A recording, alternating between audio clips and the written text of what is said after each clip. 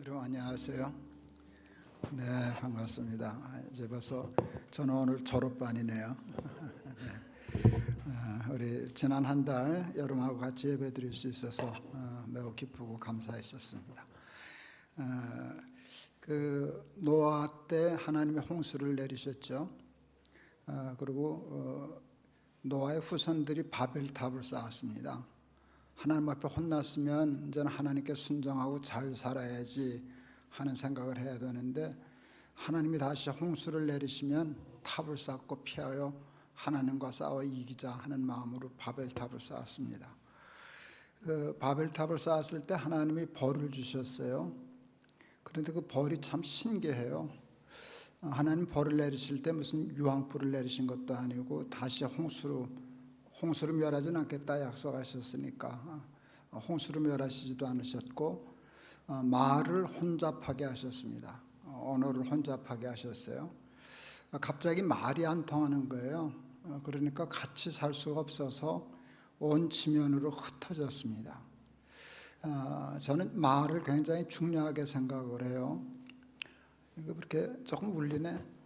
안 목사님 조금만 줄여주시고 저음을 많이 빼주면 좋겠네. 네. 말이 생각을 지배하고요. 그 생각이 삶을 지배하거든요. 그래서 말을 정확하게 바르게 예쁘게 하는 일이 굉장히 중요해요. 요즘 젊은 아이들 제가 굉장히 걱정하는 일을 말을 함부로 하는 거, 욕을 많이 하는 거, 이건 굉장히 심각해요. 이렇게 되면 그 말이 자기 삶을 지배한다는 생각을 잘 못하는데, 그리고 말을 쓸데없이 비꼬고 압축하고 그렇게 쓰는데, 그거는 우리의 삶에 굉장히 지대한 좋지 않은 영향을 미칠 거예요. 말은 정확하게 바르게 쓰는 일이, 왜냐하면 말이 생각이고요. 그 생각에 따라 삶이 바뀌거든요. 말 중에 가장 중요한 말은 잘 산다라는 말일 거예요. 잘 살아야 되니까. 근데 가장 치명적인 일은 우리가 잘 산다는 말을 잘못 사용하고 있어요. 저희 큰아이가 초등학교 1학년 때 친구 집을 다녀오더니 호들갑을 떨었어요. 아빠 우리 친구 집 갔다 왔는데요, 되게 잘 살아요 라고 얘기했어요. 집에 풀장 있어요. 텔레비전 카메라로 도둑 경비해요. 자가용이 2대예요. 그때 자가용 한 대 있으면 부자였을 때인데 아빠 차도 있고 엄마 차도 있는 집을 처음 보고 와서 되게 잘 살아요 라고 얘기했어요. 그때 제가 알았어요. 내가 우리 아이에게 굉장히 중요한 말을 잘못 가르쳤구나. 자가용이 2대, 집에 풀장이 있는 집을 보고 와서 우리 아이는 이렇게 말했어야 돼요. 되게 부자예요. 부자라는 단어를 썼어야 돼요. 그게 정확한 말이에요. 돈 많고 적은 건 부자예요. 근데 우리 아이는 부자라는 단어를 쓰지 않고 잘 살아요 라고 얘기했어요. 왜요? 우리가 다 말을 그렇게 하고 사니까. 우리가 쓰는 잘 산다는 말은 자가용이 2대고 집에 풀장이 있고 그때 텔레비전 카메라로 도둑 경비하는, 그러니까 40년 전이니까 지금하고 또 다른 상황이잖아요. 근데 그거를 잘 산다라고 말을 해요. 그렇게 생각하기 때문이에요. 그래서 사람들은 행복하고 잘 살기 위해서 돈만 있으면 된다라고 생각해요. 자가용 2대는 돈 있으면 되거든요. 부자가 되면 잘 살 수 있다라고 하는 우리는 믿음을 가지고 있어요. 여러분 돈 좋으세요? 싫으세요? 좋죠. 돈 좋죠. 저는 돈 좋아할까요? 싫어할까요? 저도 돈 좋아요. 돈이 좋다고 얘기하는 게 저는 정직하다고 생각해요. 돈이 좋죠. 돈이 왜 나쁘겠어요? 돈이 좋은데 제가 깨달은 굉장히 중요한, 제 삶의 가장 중요한 것은 그렇게 좋은 돈이 나를 잘 살게는 못한다라고 하는 걸 깨달은 거예요. 그냥 좋아요. 그런데 그것 때문에 내가 행복할 수도 없고, 그것 때문에 내가 훌륭해질 수도 없고, 내 삶이 근사해질 수도 없어요. 근데 사람들은 대개 그렇게 착각해요. 그렇게 착각해요. 왜 그렇게 좋은 돈이 우리를 그렇게 행복하고 잘 살게까지 못하는가 할 때 그 이유를 알게 되었어요. 그게 복음 때문이에요. 복음 중에 복음은 하나님이 저와 여러분을 사랑하신다는 거예요. 근데 사랑하면 어떤 일이 생기는가 하면 사랑받는 대상이 존귀해져요.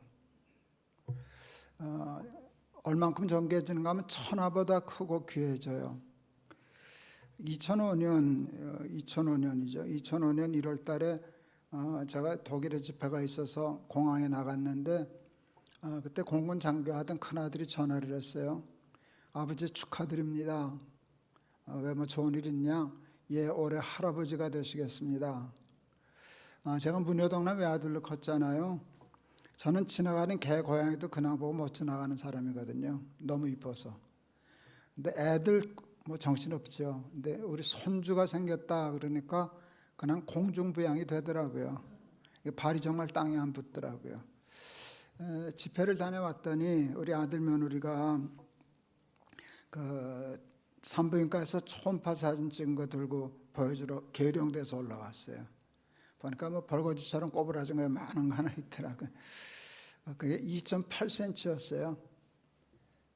제가 그 다음날 홈페이지에다 글을 썼어요. 우주보다 더 크고 귀한 2.8cm. 맞죠? 그냥 우주가 확 들어왔어요. 아들인지 딸인지도 모르고 뭐 얼굴도 모르고 근데 내 피부치잖아요. 그건 우주보다 큰 존재였어요. 하나님이 우리를 사랑하시기 때문에 하나님이 우리를 향하신 마음이 똑같아요. 너는 천하보다 귀하다. 그리고 내 생명보다 귀하다. 십자가 지신 까닭이 우리 생명이 당신보다 귀했기 때문이거든요. 너 죽고 난 못 산다. 내가 죽고 네가 살아야지. 너 죽고 내가 어떻게 사냐. 이게 십자가거든요. 이게 복음이에요. 그래서 굉장히 중요한 문제가 생겼어요. 예외 없는. 행복하다라고 하는 말은 만족하다는 말로 표현할 수 있어요. 다윗이 나의 잔이 넘치나이다 이렇게 했거든요. 그게 행복이거든요. 근데 물이 지금 요만큼 있잖아요. 이게 만족한 상태예요? 불만족한 상태예요? 이건 불만이죠. 얼만큼 불만이에요? 왜 안 찬 만큼이 불만이라면 안 입을 잘만 짰으니까. 하나님이 저와 여러분을 사랑하셔서 예외가 없어요. 우리를 천하보다 크고 귀하게 만드셨어요. 그래서 천하를 다 얻을 수 없지만 천하를 다 얻어서 넣으면 찰까요? 안 찰까요? 안 차는 게 아니라 못 차는 거예요. 작은 것으로 큰 것을 채우는 법은 없잖아요. 그렇죠? 그러니까 천하를 다 얻어도 채워지지 않게 되어 있어요. 저는 그 전쟁 중에 태어난 사람이에요. 저는 51년생인데 우리나라가 세계에서 가장 가난할 때 태어난 사람이에요. 가장 가난할 때 태어난 사람. 제가 종합검진을 처음 받았을 때 의사 선생님이 고개를 깨우뚱거렸어요. 왜 그러냐 그랬더니 목사님 신장 누가 하나 주었어요 그러더라고요. 그런 적 없는데요. 그랬더니 왜 신장이 하나밖에 없지요? 제가 신장이 하나밖에 없다는 거예요. 한참 보더니 있기는 있네요. 그러니까 하나는 생기다가 말았어요. 전 그 이유를 몰랐어요. 고려대학교에 그 난민들의 복원을 연구하는 학자가 있어요. 교수가. 그분 책을 읽다가 내 이유를 알게 되었어요. 이게 전쟁 난민들 중에 많이 나타나는 현상이래요. 전쟁 중이니까 산모가 먹지를 못했을 거 아니에요. 그러니까 태아의 영양 공부를 충분히 못하니까 장기를 다 못 만든 거예요. 몸도 지혜로워서요. 없어서는 아니 되는 건 빨리빨리 만들어야 다. 뇌, 심장 이런 건 없으면 안 되니까. 신장은 하나만 있어도 되니까 미처 못 만들고 내보냈다는 거예요. 그러니까 제 몸이 내가 얼마나 우리나라가 가난할 때 태어났는가의 증인이에요. 그렇죠? 그런데 그렇게 세계 아프리카보다 우리나라가 더 가난했었으니까 말도 못하게 가난했었으니까 저희 집에 전기 들어오고 수도 들어온 게 제가 학교 다닐 때예요. 지게로 우물 가서 물 길어다 먹고 석유 호롱불 켜고 저도 그렇게 산 세대거든요. 그런데 지금 제가 자가용 타고 다니잖아요. 호롱불 켜고 이렇게 전쟁 난민으로 살다가 죽기 전에 자가용 타고 죽는 나라가 전 세계 역사상 저희 나라 저 제 세대밖에 없어요. 여기 젊은 친구들은 태어났을 때 우리나라가 벌써 부자였어, 어느 정도. 그렇죠? 근데 저는 아주 바닥에서 꼭대기까지 올라온 약간 신기한 세대예요. 좋을까요, 안 좋을까요? 난 풍족하게 넉넉하게 좋은 차 타고 사는 게 좋아요. 그걸 굳이 저는 청빈은 좋죠. 그런데 무소유 얘기하고 극단적으로 부를 무조건 죄악시하고 그러는 일은 성경적인 바람관념이 아니에요. 그런 건 좋은 거예요. 감사한 거예요. 하나님 앞에 감사하고 받아서 잘 누릴 줄 아는 거 좋아요. 그런데 그것이 나를 잘 살게까지는 못해요. 제가 82년도에 처음 자가용을 탔어요. 영락교에서. 신방마니아라고 자가용을 주는데 제가 제일 막내였어요. 새 차 받았게요? 꼬물딱지 차 받았게요? 포니원 7540 비 새는 차. 난 그 차를 잊을 수가 없어요. 제 차는 비가 샜어요. 이렇게 구멍이 뚫려서 새는 게 아니라 녹이 쓸어서 사가서 스며드는 거예요. 이 젖속에 물이 고여요, 비가 올 때는. 그래도 비를 맞는 건 아니니까 그냥 플라스틱 바가지를 하나 놔요. 그러면 앞에 탔던 구역장 권사님 한참 가다가 문 내리고 물 떠서, 그게 보트가 아니었어요. 그 녹슨계 흉에서 공업사에 칠해달라고 맡겼는데 하여간 어쨌든 뭘 뜯었다가 못 붙였어요. 하도 싸가지고. 그래서 할 수 없이 영락교가 중간에 새 차 사줬어요. 대우 1300cc 맵시나라고 하는, 맵시 별로 안 나는 차가 하나 있었어요. 얼마나 좋던지. 새 차잖아요. 우리 선배들이 배 아파서 죽으려고 그랬거든. 조금 좋은 차였지 나는 새 차잖아요. 근데 제가 지금 굉장히 차 많이 바꿨죠. 제가 지금 벤츠 타고 온 거 혹 아시죠? 예, 그것도 아들이 사준 벤츠 타는데 좋을까요, 안 좋을까요? 좋다니까요. 근데 이제 한 3년 됐어요. 벌써 보니까 한 3년 됐는데 지금도 그때처럼 그렇게 처음 탈 때처럼 신나고 그럴까요? 그냥 그저 그렇지 더 좋은 차가 얼마나 많은데. 그러니까 아무리 좋은 차를 타도 아무리 풍족하게 살아도 어느 때가 되면 또 빈잔이에요. 안 채워지는 거예요. 왜 그런가 하면 그게 복음 때문이에요. 하나님이 우리를 워낙 귀하게 만드셨거든요. 그러니까 세상에 있는 것으로 잘 살 수 있는 길이 없어요. 그러니까 무화과 나무에 열매가 있으면 좋은 거지만 있다고 잘 사는 것도 아니고 없다고 못 사는 것도 아니에요. 있어도 못 사는 수가 있고요, 없어도 잘 사는 수가 있거든요.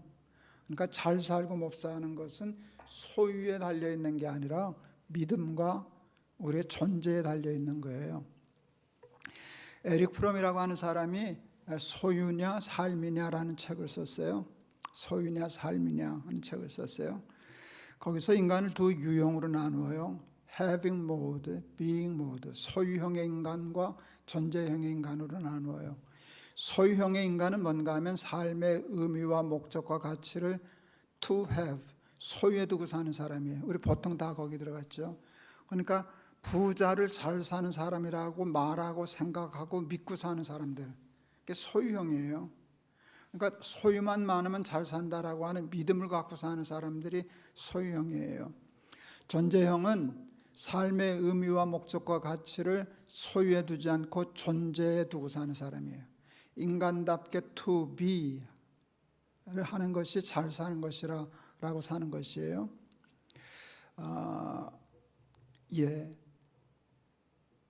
미국에서 우리 선배 목사님이 목회하다가 한국 올라왔어요. 황영재 선수가 금메달 땄을 때인데 그때 우리나라 국민소득이 10,000불 채 안 됐었을 거예요. 텔레비전을 보다가 호텔에서 한국 아이들이 10만 원이 넘는 비싼 운동화 신고 다닌다. 그때 10만 원, 지금도 그렇지만 굉장히 큰 돈이었거든요. 우리 아이들이 그때 보통 10,000원짜리 그때 월드컵이라는 신발 신길 때였어요. 그때 무슨 프로스펙스 이런 게 한 3만 원, 4만 원, 운동화가 3만 원, 4만 원이라고 할 때 그 굉장히 고가다 이제 여겨질 때였어요. 뭐 제일 비싼 운동화 3만 원, 4만 원인 줄 알았더니 10만 원짜리 신는다 그래서 뭐 지금 얘기하면 100만 원짜리 신었다는 얘기나 같을 것 같아요, 느낌에. 놀래가지고 제가 와서 아이들한테 물었어요. 야, 너희 학교도 10만 원짜리 운동화 신고 다니는 놈 있냐? 그랬더니 우리만 빼놓고는 다 신어요. 우리가 그때 개포동에 살았거든요. 개도 포니는 안 타는 동네라 그러더라고요. 그 동네는. 그게 부자 동네잖아요. 교회가 영락교에 있을 때 사택을 거기 얻어져서 제가 부자 동네에서 살아봤어요. 자기들만 빼놓고는 다 신는데요. 근데 넌 왜 안 사달라 그러냐? 그랬더니 뭐 사달라 그래봤자 안 사줄 건데요. 뭐 그래서 웃었습니다. 실제 우리 아이들이 그 청운동 때 살다가 거기 개포동으로 이사 갔을 때 그 학교 다니는 애들이 우리 아이들 옷 뒤집어 상표 보고 신발 보고 놀려대고 이제 그럴 때거든요. 근데 왜 넌 사달라 그러지 않았냐? 그랬더니 뭐 사달라 그래봤자 사주지도 않을 건데 뭐 웃었습니다. 제가 사무실에 와서 시간이 있길래 편지를 써줬어요. 그런 신발 사달라고 조르지 않아서 고맙다. 그런데 왜 그런 신발을 신을 필요가 없는가를 설명해 줬어요. 쓸데없는 일이다. 너희들이 10만 원짜리 운동화를 신는 이유가 뭐냐? 자랑하기 위해서 아니냐? 이거 10만 원짜리야. 나는 10만 원짜리 운동화를 신는 사람이야를 자랑하기 위함인데 그 부끄러운 일이란다. 나를 자랑해야지 신발을 자랑한다는 건 내가 10만 원짜리가 안 된다는 뜻이다.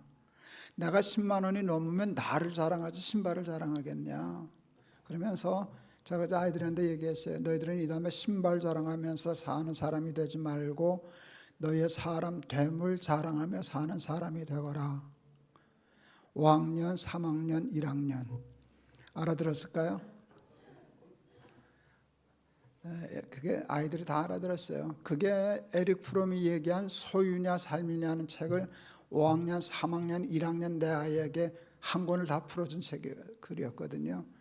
그게 저희 아이들에게 굉장히 중요한 영향을 끼쳤다라고 생각해요. 뭐 10만 원짜리 운동화 신는 거 꼭 무슨 정죄하고 뭐 정신 나간 놈 그럴 필요는 난 없다고 생각해요. 뭐 신을 수 있으면 신는 거지 뭐. 나도 벤츠 타고 다니는데 그런데 뭐 그렇다고 해서 그걸 잘 산다 그럴 필요도 없고 그랬다고 뭐 욕할 필요도 없고. 우리 선배 목사님 한 분이 큰 목회 하셨는데 프라이드를 타고 다니시더라고요. 그때 그분이 그러셨어요. 아주 훌륭한 목사님인데 나는 프라이드가 없어서 프라이드를 타. 그래서 내가 뭐라 그랬어요. 벤츠 탄다고 프라이드 있다는 거나 똑같은 소리야. 차는 차지. 프라이드를 타면 프라이드를 탄다고 프라이드가 있을 게 뭐가 있어. 가난을 자랑하는 거나 부유함을 자랑하는 거나 돈 자랑하는 건 똑같지 않냐. 그건 그 나이 있는 대로 자기 형편대로 타면 되는 거고 정말 중요한 것은 내 존재 가치를 높이는 일이다. 그게 제가 예수 믿으면서 깨달은 굉장히 중요한 가치예요. 존재 가치가 높은 것이 잘 사는 건데요. 존재 가치는 어떻게 높아지나? 존재 가치는 존재의 목적에서만 와요. 모든 존재하는 것에는 목적이 있어요. 목적 없이 존재하는 건 세상에 하나도 없어요. 그렇죠? 이 마이크 존재 목적이 있어요, 없어요? 뭐예요? 작은 목소리를 크게 확산하는 거예요. 그렇죠? 얘는 지금 목적대로 존재하고 있기 때문에 가치가 있어요. 어느 날 고장 날 거예요. 고장 난 거를 철학자들은 아마 이렇게 얘기할걸요. 존재 목적을 상실했다. 존재 목적을 상실하는 순간 가치가 상실돼요. 그 소리 안 나면 이걸 뭐 쓰겠어요? 내다 버리지. 그래서 모든 존재 가치는 존재 목적에서만 찾을 수 있어요. 근데 존재 목적에도 원칙이 있어요. 모든 존재의 목적은 하나님 한 분만 제외하고는요. 모든 존재의 목적은 타자에게서부터 와요. 존재로부터 말미암지 않고 존재케 한 이로부터 말미암아요. 마이크의 존재 목적은 마이크 스스로 갖고 태어났어요. 마이크를 만든 사람이 만들었어요. 마이크를 만든 사람이 만들었잖아요. 이 강대상을 만든 사람 김동호의 존재 목적은 김동호가 만들었어요. 김동호를 창조하신 하나님이 만드셨어요. 그렇죠? 그러니까 잘 산다는 건 뭔가 하면 내 뜻대로, 내 마음대로, 내 욕심대로 채우고 사는 게 잘 사는 게 아니에요. 그렇게 되면 소유형으로 살아요. 잘 산다는 것은 나를 창조하신 하나님의 뜻, 하나님이 나를 왜 창조하셨지, 어떻게 살라 하셨지, 그 뜻대로 그 목적대로 살면 내가 가난하든지 부하든지 뭐 7540을 타든지 벤츠를 타든지 상관없이 나는 잘 사는 사람이 되는 거예요. 그래서 존재 가치가 높은 것이 정말 잘 사는 것이에요. 여러분, 예수 믿는 사람이 부자예요? 안 믿는 사람이 부자예요? 대답해요. 예수 믿는 사람이 부자예요? 안 믿는 사람이 부자예요? 사람 나름이에요. 예수 믿는 사람 중에 부자 있어요? 없어요? 있어요. 이 집주인 장로님이잖아요. 되게 부자잖아요. 근데 그냥 부자지 잘 사는 건 거기에 달려있는 게 아니에요. 예수 믿는데 부자 있거든요. 가난한 사람은요? 있잖아요. 그런데 예수 믿으면 부자 돼. 이거는 굉장히 위험한 말이에요. 그러면 가난한 사람은 뭐가 돼요? 예수를 넌 못 믿어서 그런 거야. 여러분, 그런 그 이상한 기류가 교회 안에 있어요. 그 기복주의가 되는 거죠. 돈이 있으면 좋고 부자면 좋지. 그렇지만 여러분, 예수 믿는다고 다 부자가 되는 건 아니잖아요. 여러분 다 부자시죠? 그건 그럴 수도 있고 안 그럴 수도 있어요. 여러분, 예수 안 믿으면 다 가난뱅이죠? 예수 안 믿는 사람 중에도 부자 많아요. 그러니까 예수 믿으면 부자 된다, 예수 믿으면 뭐 건강하다, 이런 거는 그렇게 크게 좌우되지 않아요. 그런데 예수를 믿어야만 잘 살아요. 왜? 우리를 존재케 한 하나님을 우리는 믿는 사람이잖아요. 하나님을 생각하고 하나님의 말씀을 생각하고 내 뜻대로가 아니라 그분들의 뜻대로, 내 식과 내 고집 내 욕심대로가 아니라 저분의 욕심대로, 저분의 식과 방법대로 살아가려고 애쓰는 것이 잘 사는 것이지 돈 많은 게 잘 사는 건 아닌 거거든요. 제가 77년도에 결혼을 했어요. 77년도에 결혼을 했는데 그때는 그 이제 뭐 컴퓨터 잘 없을 때고 인터넷 없을 때고 이제 그럴 텐데 손편지를 이렇게 늘 썼었어요. 제가 편지 쓰는 거, 글 쓰는 건 뭐 이렇게 남한테 잘 뒤지지 않으니까 어렵지 않은데 글씨가 제가 좋지 않았어요. 글씨가 좋지 않아서 제가 글씨 연습을 했어요. 편지 쓰는데 예쁘게 쓰고 싶어서. 그래서 제가 초등학교 1학년 아이들 그 국어공책 사다가 글씨를 썼었거든요. 그래서 제 글씨가 커요. 그래서 대학교 다닐 때는 대학 노트에는 내가 필기를 할 수가 없었어요. 칸이 너무 작아서. 그리고 글씨가 크고 저는 이제 정성껏 쓰기 때문에 그 피랍이 지금도 높아요. 피랍이 높고 반듯반듯했죠. 제가 이제 방위를 갔는데 그 무슨 군인들 훈련시키는 교육대대 배치를 받아서 근무했어요.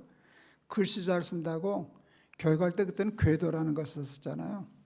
저 제대할 때까지 그거 쓰다 나왔잖아요. 글씨 쓰다가 궤도 쓰다 나왔어요. 제가 77년 1월 달에 아내에게 편지라는 시를 써서 보냈어요. 우리 아내가 그 편지라는 시를 보고 그의 시주 봤어요. 읽어드릴까요? 편지. 깨끗이 손을 씻고 자리에 앉아 한자 한자 정성껏 편지를 쓴다. 사랑하는 사람에게 쓰는 편지, 진실이고파 아름답고파 썼다간 지우고 또 썼다간 지우고 마음같이 써진 편지 마무리하다 그만 잘못 써진 글씨 하나 죽죽 두 줄 그어 지워버리고 계속 쓰면 될 것을 다시 손 씻고 와 처음부터 쓰는 편지, 당신께 쓰는 편지. 잘 썼죠? 그때 77년도 신학생, 제가 졸업반 때인데 그때는 목회하면서 자가용을 탈 거라고 하는 꿈도 꾸지 않았던 때예요. 못 꾸는 거 고사하고 그런 꿈 꾸지 않았어요. 그건 뭐 불가능한 일이니까. 그거 했으면 나가서 장사하든가 회사 다니지 신학교 갈 일은 없거든요. 그러니까 당신 나하고 결혼하면 평생 손에 물 안 묻히게 해줄게라는 거짓말, 사기를 칠 수 없는 직업. 그렇잖아요. 그냥 가난은 감수해야 되는 건데 나중에 저 잘 나갔잖아요. 큰 교회에서 비서도 있고 기사도 있고 좋은 차 타고 그럴 줄 알았으면 큰 소리 꽝꽝 치는 건데 아무것도 약속해 줄 수 없었어요. 제가 아내에게 약속할 수 있었던 거, 하고 싶었던 건 내가 잘 살게, 내가 열심히 살아서 그 삶의 좋은 열매가 맺히면 내가 당신 덕인 줄 알고 그 당신 줄게, 이제 그런 마음으로 그 편지를 썼어요. 그때 제가 생각했어요. 내가 아내에게도 그렇게 살아야 되지만 내가 신학생이고 앞으로 목사 될 사람인데 내가 내 삶이 그리스도께 쓰는 편지처럼 살아야 되겠다라는 생각을 했었어요. 그 이제 그리스도께 쓰는 편지인데, 아까 우리 세번역은 이 말씀을 그리스도께 쓰는 편지라 그랬는데 옛날 성경에는요 그리스도께 쓰는 편지가 아니라 그리스도의 편지였어요. 이게 굉장히 달라요.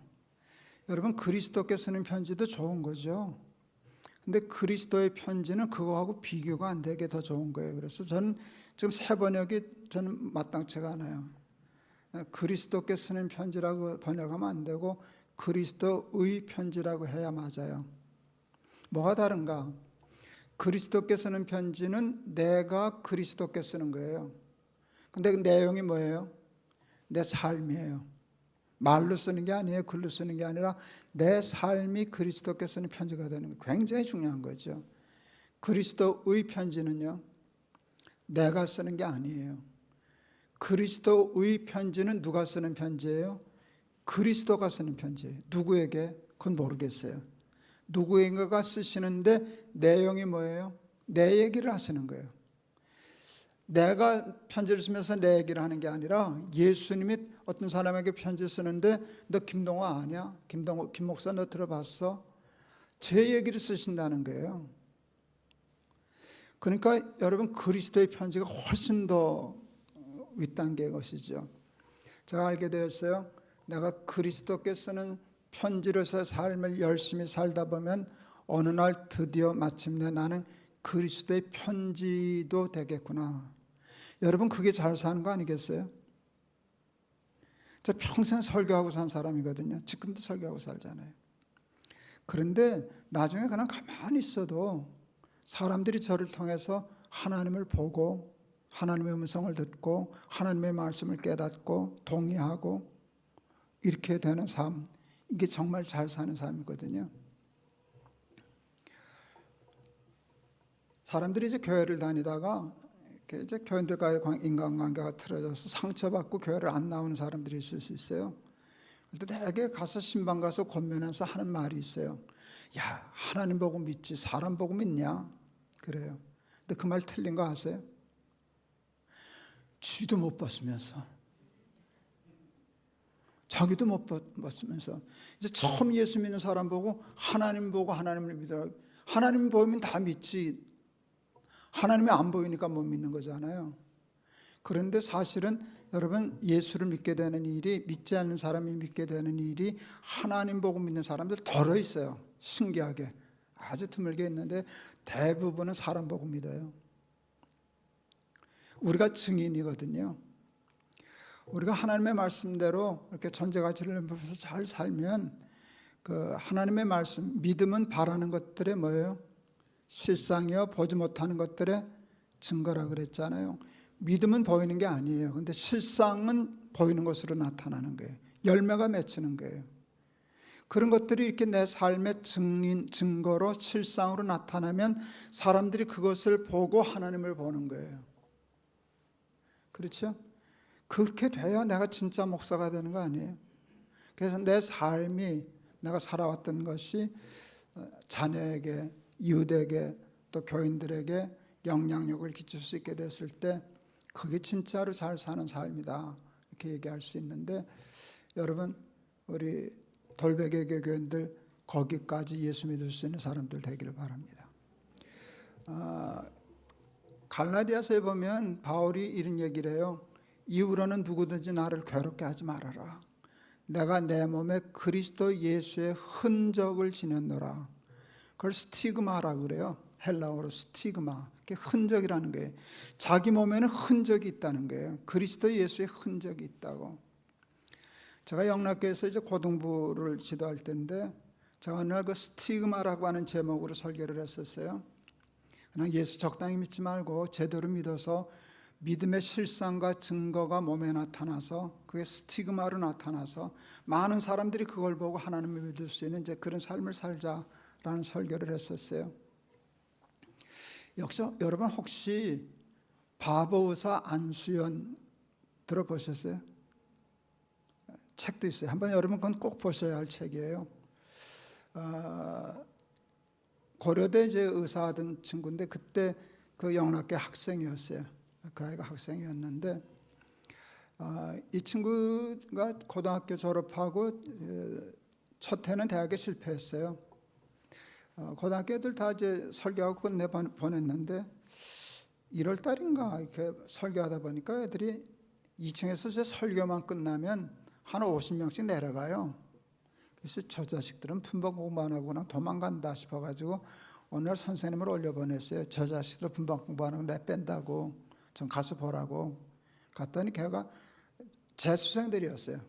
고등부 졸업한 아이들이 재수하면서 한 50명이 와서 예배를 제 설교를 듣는 것이었어요. 그 중에 이제 그 안수연이라는 애가 있었는데 그 아이들이 나중에 대학교 가서 뭘 했는가 하면 스티그마라고 하는 그 신학 그 동아리를 만들었더랬어요. 그리고 그렇게 살려고 애를 썼던 사람이에요. 걔가 그 군의관으로 갔다가 유행성 출혈병에 걸려가지고 33살에 죽었어요. 33살에 죽었는데 그 아이가 그 애 장례식에 조문객이 한 4,000명이 왔었어요. 짧은 삶을 살았지만 의사 노릇할 때 정말 예수 믿는 사람답게 살았거든. 그 구두 닦는 분들, 청소하는 분들, 있는 분들에게 다 따뜻하게 친절하게 얘기하고 뭐 그게 꼭 옳고 그런 것이 중요한 건 아니지만 의사들이 파업할 때 그들은 왕따 당하면서 외톨이 당하면서 욕 먹으면서도 거기 참여하지 않았어요. 왜? 그 일이 옳지 않아서가 아니라 이 의사들이 다 내빼면은 이 환자들은 어떡하냐 하고 욕 먹어가면서 환자 돌보고 그랬던 친구인데 정말 예수님처럼 살았어요. 말 그대로 스티그마, 정말 자기 몸의 삶으로 예수의 흔적을 남기려고 애쓰다가 죽었었어요. 그러니까 알지도 못하는 사람들이 다 그 손길 닿은 사람들이 그 33살짜리 얘기하면 아이잖아요. 아직 아이의 죽음에 와서 그렇게 했었는데 제가 그 아이 그랬죠. 걔가 영락교 학생이었으니까 제가 선생이고 걔가 내 제자였는데 지금은 걔가 스승이고 내가 제자죠. 그런 삶을 살아야 되는데 여러분 예수 믿으면서 그런 욕심을 가지고 그리스도의 편지가 되고 예수 그리스도의 흔적이 되고 증인이 돼서 저 사람 정말 잘 살았다. 그러면 그 사람이 부자면 좋지만 뭐 가난하면 어떻고 또 건강하면 어떻고 병약하고 장애가 있으면 어떻고 아무 상관없잖아요. 그건 세상을 뛰어넘어서 그래서 항상 기뻐하고 범사에 감사한 언제나 잘 사는 사람이 되는 거잖아요. 이 환경에 지배받지 않고 그래서 언제나 잘 사는 사람이 되는데 예수 잘 믿어서 너희는 그리스도께 쓰는 편지요 그리스도의 편지라라고 하는 소리를 듣는 우리 돌베개 교회 교인들 다 되시기를 바랍니다. 기도하겠습니다.